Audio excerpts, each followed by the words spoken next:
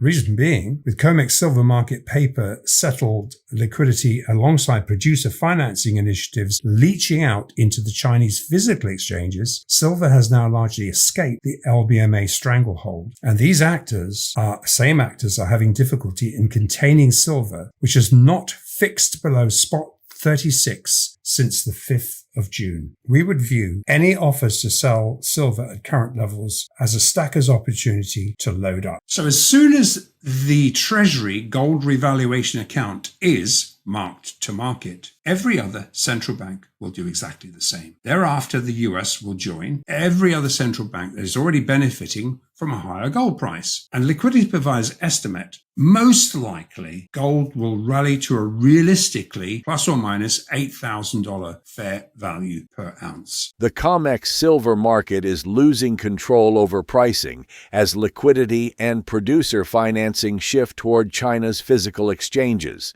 This shift has allowed silver to break free from the LBMA's influence, staying above $36 since June 5th.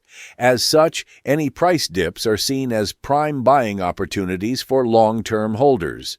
Meanwhile, if the U.S. Treasury marks its gold reserves to market value, other central banks are expected to follow. This global revaluation could drive gold to a more realistic fair value of around $8,000 per ounce, significantly boosting central bank balance sheets. Andrew Maguire, a veteran trader and silver market analyst, explains the silver futures market recently showed a narrowing premium over spot, from 53 cents down to around 18 cents, as contracts near expiry. Silver is once again attracting significant investor attention as it experiences a meaningful technical breakout ahead of the weekend. Earlier in the week, silver attempted to break above $37 an ounce, but the rally encountered solid selling pressure. However, prices managed to maintain healthy support above $36 an ounce. By Thursday, investors were making another run at the $37 level, and follow-through buying on Friday has pushed prices above $38 an ounce. Much of the synthetic action in silver is buried in the gold-silver ratio insights trade. The ratio reached extreme highs of 120 to 1 in 2020. It has since contracted to around 98 to 1 in May 2025, still considered exorbitantly high. Bullion banks are attempting to unwind this underwater trade using gold strength. Despite ongoing manipulation attempts, physical demand from India and China is creating strong buying interest around the $32 level, with most liquidity advisors viewing silver below $38 as unsustainably cheap. OCC reports reveal massive naked short positions in silver FX markets. COMEX vaults reached record-high silver stocks, while LBMA and Shanghai vaults have been draining rapidly. As we dive into the video, remember to subscribe and tap the bell icon so you never miss an update. We value your thoughts, so drop a comment below and give us a thumbs up if you enjoyed the content. Let's look at the bullish silver structure. Now, for that, we're looking at the futures chart, which is currently trading at around about an 17 or 18 cent premium to spot. That will reduce to at par with spot towards the end of the contract. It started off at about 53 cents to premium. So just to understand that this is a futures chart, this is where all the gaming occurs. So that's why we look at that. So let's look at this bullish silver structure, which also exposes the Fed to undeliverable OCC bets that they're also trying to square. And if you remember in our last episode, which was recorded one day after the silver options bet was squared, around about here is when we recorded that, official OCC bets were driven down to the exact 35.20 sweet spot. I mean, right to that level. A sweet spot in spot was exactly 35.54 in futures. And what did we see? Immediate short covering. And we looked at it last time, but just really bringing your attention back to it. So the gold short rinse efforts into OCC that's being squared on the 30th evidence another round of insider short covering in silver. And this was a coal-driven discount insiders knew to buy this back up. So just to provide context, we're recording this just after the PM fix on Wednesday. Obviously, it's published on Friday. And this is where we were recording last time, and that was on the 25th, around about the AM, in fact, between the AM and the PM fix. So between then, we did expect, if you remember, we were talking about the OCC bets, and while we expected a last kick at the can ahead of the 1st of July US Basel III non-compliance, I will say, which accelerated the drain of underpriced COMEX priced gold into the Basel III compliant fixes. All of these are Basel III compliant fixes. The official efforts, and this cannot be ignored, and it's just so obvious, it's ludicrous. The official efforts to market the end of the quarter, the OCC, Bank of International Settlements, lease repayment bets, evidenced perfect bid-pulled hit of what we saw as a very well-established bull pivot. In other words, this represents an algorithm that is a bullish algorithm. Perfect hit of that, a spot 3250 round number. Now, what we're looking at here is a futures chart, and so 3250 really would have been really should have been 3262. Should have been a $12 premium. What happened into this sell-off? Something really unprecedented happened. Into the extreme chart painted bearish sentiment, this momentum-driven follow-through selling at the Monday 30th June end of quarter open. This is the open of the trade. And bear in mind, we're talking about 1 o'clock in the morning here. These known central bank size bids at spot 3250 were front run by a single tick at 3250.05. And I'm drawing attention to that because that avoided central bank bids sitting at 3250 getting filled. The low of the day for gold futures, and bearing in mind this is a futures chart, not a spot chart, so it does reflect usually a premium of around about currently around about $8. It's been as high as 40 at the beginning of this contract. But essentially this really evidenced that this sell-off was purely synthetic so that they could market to market, but not wanting to trip off these central bank bids. Just be aware that that's what they were doing. And it's no coincidence that those central bank bids at 3250 spot were front run by literally 5 cents. Into all of this, we evidenced the largest SGE, Asian, Saudi physical gold and silver FX related dip buying since the May 14th lows, which was in gold futures 31.2330. Now, these central bank bids that we noted didn't get filled. If the freshly sucked in naked short momentum sellers drive an unallocated gold dip below these bids, they will be alchemized at the fixes. Now, we've seen some heavy action, but we've also seen a little bit of front running here. Now, bear in mind, when you've incentivized producer selling, you've chart painted the charts sufficiently to actually suck in momentum shorts positions. These are synthetic short positions in the futures charts. They are not backed with anything. And illustrating the selling was COMEX-centric and jiving with liquidity provider affirmations that sovereign, central bank, SGE, SGEI, and Saudi buyers had taken everything on offer. Even though it didn't fill the central bank bids, they took everything on offer towards the spot 3250 dip. The physical to paper imbalance had contracted to such an extreme that it had synthetically closed the gold to spot exchange for physical spread. Now that should have been $12 at this level, and it actually contracted it to just 45 cents. That is a massive backwardation. It is screaming that the August price was underpriced. So in other words, the spot cash price was almost the same as the August futures price. That level of backwardation screams imbalance. Fair value for the EFP, as I say, should have been $12 right here.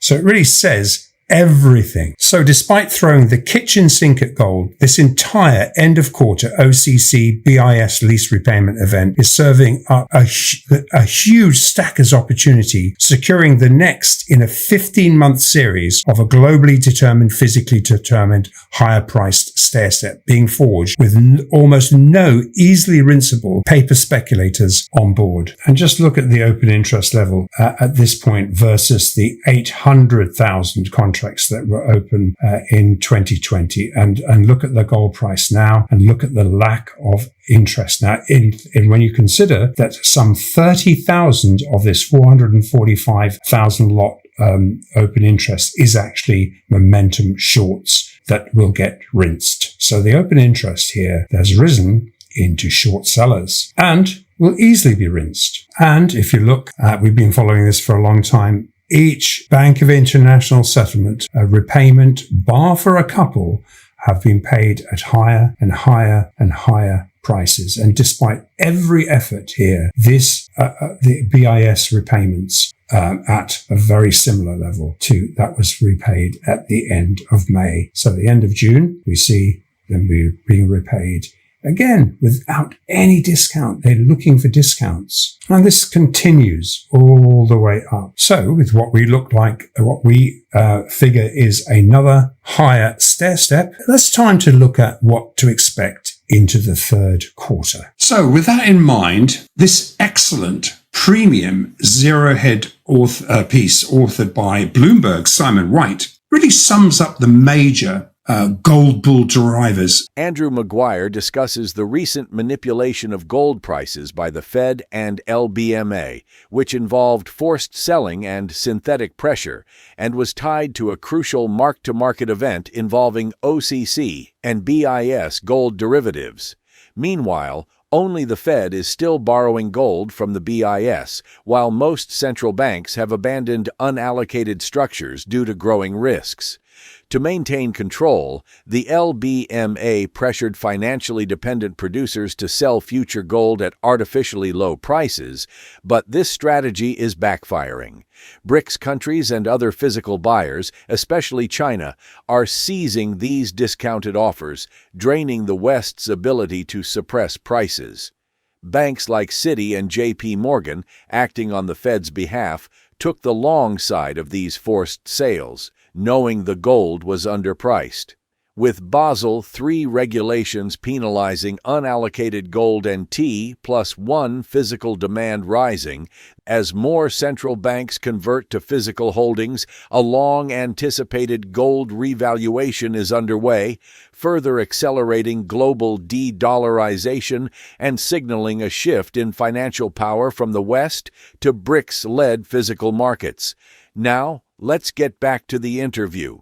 It was a big event. We talked about it. It was the Office of the Comptroller, the OCC bets, also the Bank of International Settlements mark-to-market event. We've been tracking that for many, many, many months. I think 15 or 16 months now, where we've seen the Bank of International Settlement, the borrowings from the Fed. There's only one central bank borrowing gold from the Bank of International Settlements, and that is the Fed. And everyone else is no way, don't want to be involved in any kind of synthetic structures gold. There's a massive unallocated to allocated imbalance. We drew attention to that. We'll put another link out just to remind you about that. And really, so this event was huge. It was important to the LBMA and the Fed. Now we'll focus on how captive producers have been corralled into selling, but how this is actually ultimately going to backfire on these predatory LBMA bad actors. By no coincidence, this forced selling drove both gold and silver into fresh June lows. As has been the case over the last 15 months, this counterintuitive paper market selling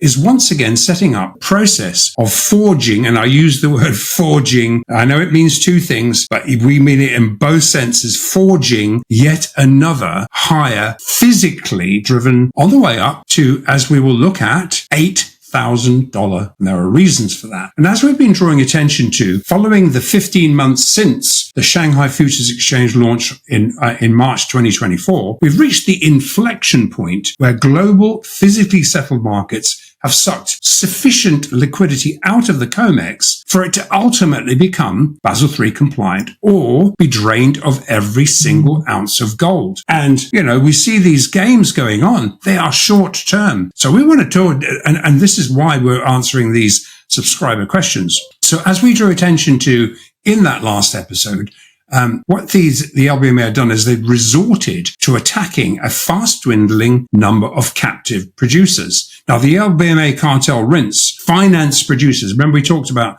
how they own them in the sense they finance them, reflects very short-term thinking and is structurally running thin how far these bad actors can push producers to actually synthetically forward sell production into Citi's ludicrous 2600 2026 target, which Citi, head of commodities trading, once more this morning trial ballooned when he just come out of the OPEC oil meeting in Vienna today, and he wanted to made a point of, out of the blue, wanting to reassert that target. Now, while this counterintuitive unallocated gold to central bank physical demand imbalance is understood by these well-connected producers, naturally, they're on the ground. Under existing financing agreements, they can't risk being debanked, so they have to comply. This kind of predatory malfeasance will ensure producers seek future financing and joint ownership relationships with Chinese BRICS bullion banks. That's what's been happening in silver. And the LBMA CME there's only one tool left: the Fed's fast depleting box of price suppression tricks. And that's it. So behind the ebbing COMEX action, there's only one global central bank still fighting the dollar price of gold. That's the Fed. And every other central bank, without exception, and sovereign, is aware the Fed is in the last stages unwinding billions of dollars of gold derivative positions ahead of what is an inevitable gold revaluation event. These are historical positions that have built up over 50 years. They are enormous, and we are highlighted exactly where they live in the OCC report last time. So from a central bank, a competing central bank, sovereign, why not sit quietly back while the Fed agents banks, in this case Citi and JP Morgan, try to lay off as much of these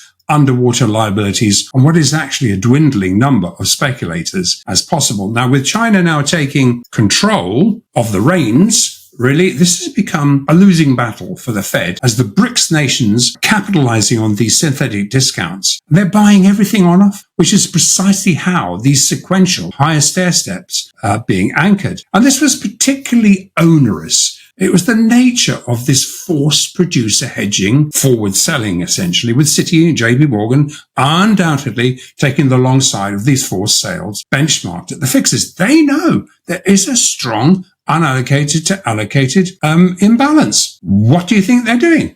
Of course, they're taking the long side. Recall the OCC report lists that these two banks were the only two banks. Remember, we published them last time. That report's available. And these were the only two banks that had not yet exited derivative bets that had stretched out 5 years. So clearly, they're acting on behalf.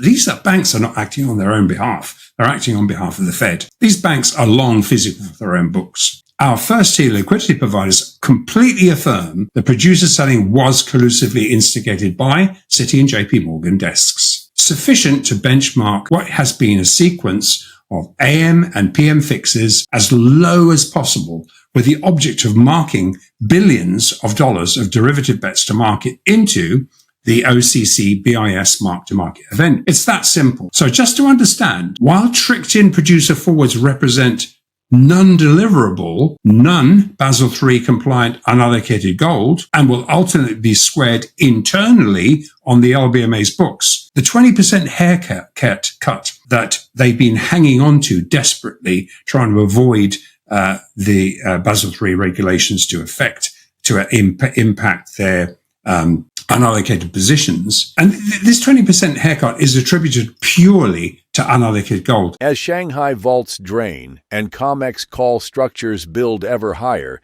it is increasingly evident that silver is entering a phase where scarcity is no longer theoretical. It is becoming embedded into pricing, sentiment, and trading behavior. The East is moving first, with China's relentless vault withdrawals and aggressive call buying setting the tone. The West is following, with COMEX skewing heavily bullish and spot prices breaking away from traditional London benchmarks. For dealers, the message is to get dynamic. or risk getting squeezed. For investors, the message is to move into tangible assets before premiums and volatility price them out of optimal entry windows. How are you preparing for the possible difference between Eastern premiums and COMEX futures pricing? Do you own any actual silver at the moment? If yes, is it in several markets or jurisdictions? Let us know your thoughts in the comments. If you found this helpful video, give it a like and subscribe for more updates.